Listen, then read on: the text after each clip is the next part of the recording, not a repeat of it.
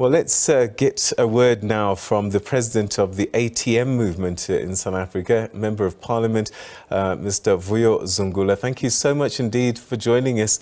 Are you feeling vindicated because you've been at the front of this for a long time? Definitely, Peter. You know, when we spoke about this, we were the lone voice when it started.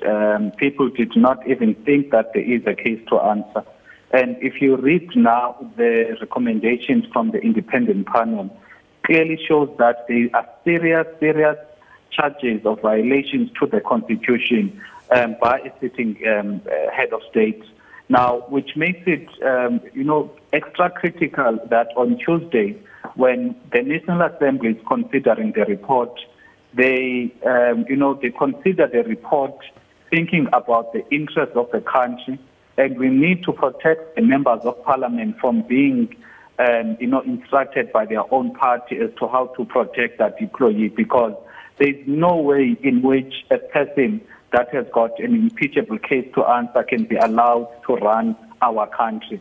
You know, he should have resigned now. As soon as that report has come out, he should have effectively resigned, because clearly we're sitting with a president that will do anything and everything to make the law cover his tracks and manipulate all of the processes. We've got a president that does not even care about the country, only cares about himself.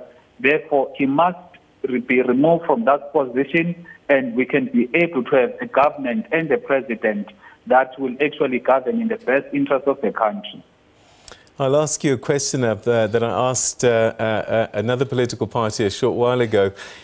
Could there be another step that needs to be taken first, i.e. that the law enforcement agencies and the prosecuting authority should do their work before he resigns? Not at all, not at all. Look, the Hawks, the Office of the Public Protector and the other institutions, they are headed by people who are appointed by him as president. Now, all of these institutions, for example, SARS, the president has outright said that was a transaction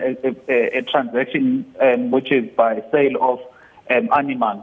Now, if that money was not known by the Reserve Bank, SARS would not have known.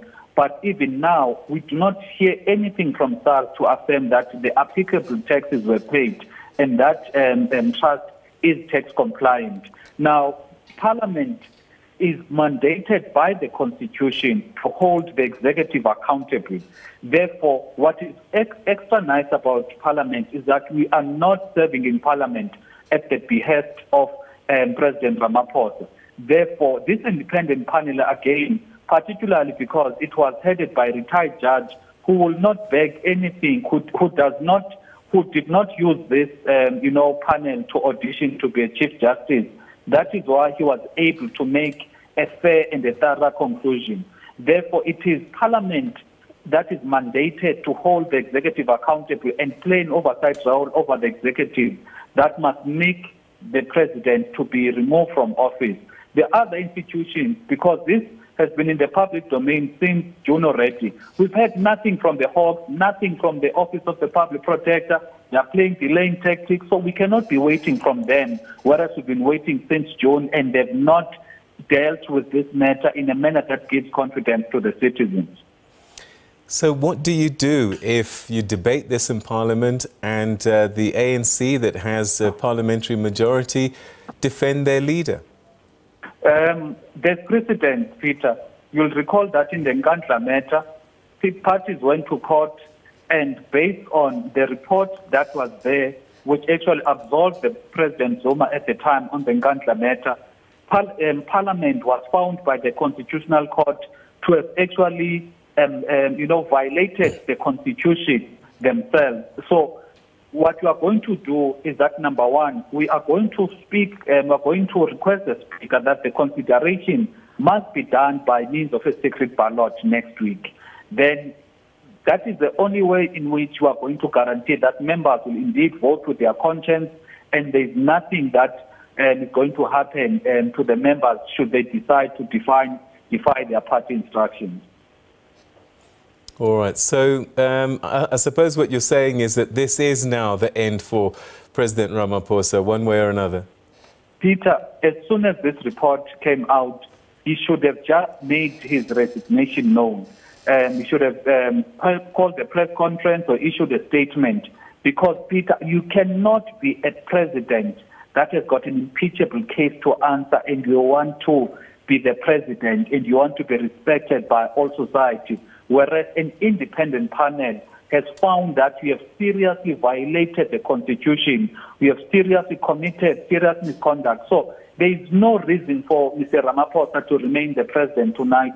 He should tomorrow resign. He should resign either tonight or tomorrow. Then all of the processes of Parliament will ensue, and most importantly, South Africa will have a president that will govern in the best interest of the country, not a president that is stuck between, running his private empire and being accused of money laundering, selling animals, and, with foreign currency which is not declared. So we do not need that type of a leadership as it stands with the multitudes of problems we face as a country. Mr. Zungula, thank you very much indeed for joining us and sharing your thoughts with us about this report. Thanks for your time.